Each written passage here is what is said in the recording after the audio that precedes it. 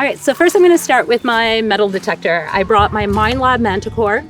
This is actually quite the new technology, multi-frequency.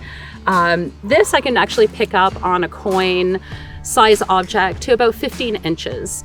Anything larger than that, we're looking at deeper, depending on the soil conditions and everything else, but that's an approximate on how deep it can go.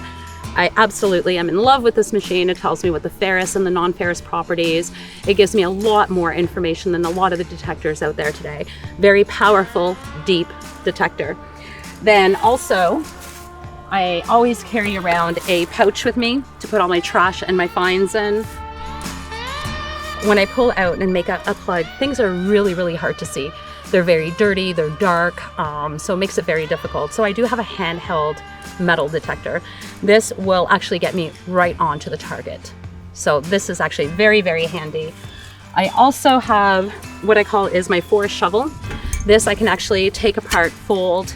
It actually goes in here, so it's very compact. Why it's called a forest shovel is because of the serrated edges. This really, really helps to cut through the roots when you're in the forest, because as we all know, roots are tough and it's hard to get through, but the serrated edges really, really helps. This is actually a very solid, strong shovel, and you kind of need that when you're prying open plugs and stuff. So I strap this and my detector on my 3-day pack and off I go, and I am hands-free walking through the bush. It's great. So this here is my sand scoop. So in areas where I'm in chest deep of water, even waist deep, it's really hard to retrieve a target, especially with a shovel. So what I do is I scoop and everything drains out, leaving the item inside. So this is what I use when I'm in the water. This is what I'm using when I'm in the forest. And this is my number one part of my equipment that I couldn't do anything without it. So I've actually been in the hobby for a really long time, and I've done a lot of different things with this manufacturer, and they actually handed me over one of these to test almost 2 years prior to when it hit the market. So I had a great opportunity to test and help out with the development of this. It is so lightweight. I can basically, as you can see, I'm holding it with 2 fingers right now, 1 finger, so well balanced. It has a carbon fiber shaft, which makes it extremely lightweight. Now, back in the day, they were so heavy that sometimes you would even need a sling, and it would hurt your arm, you would hurt your shoulder. It was so, so heavy. But today's technology has really reduced the size, and it's so lightweight. I think it's only about 2.9 pounds, something like that. This is a fantastic machine. It has actually 99 different target ID numbers. Now, these target ID numbers actually go with the conductivity of each target. And to go along with each one of these numbers, I have a different tone. You can actually set it that you can set it for 1 tone, 5 tones.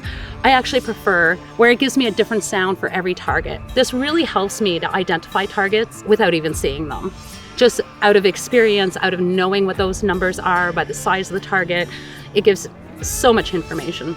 What I love about this, I actually have it set that all the iron has a low grunt sound.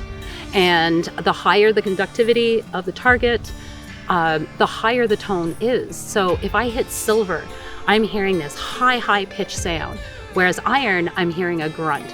I also often in high trash, I'll actually run it very fast. And what I mean by very fast is it has really good separation, so I can hear each individual target. Where if you have a bunch of stuff all mixed together, well, I'm gonna hear all of the different sounds. Sometimes it almost sounds like a machine gun going boom, boom, boom, boom, boom, boom. So it's pretty incredible. Now, when it comes to gold is really, really difficult. And the reason why it's so difficult is a lot of gold is actually mixed with other metals.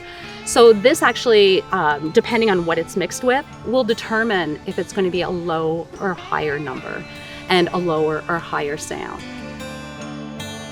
I've been actually using this for over 2 years now, and I've just been so impressed with it that I haven't been able to return back to my old detector.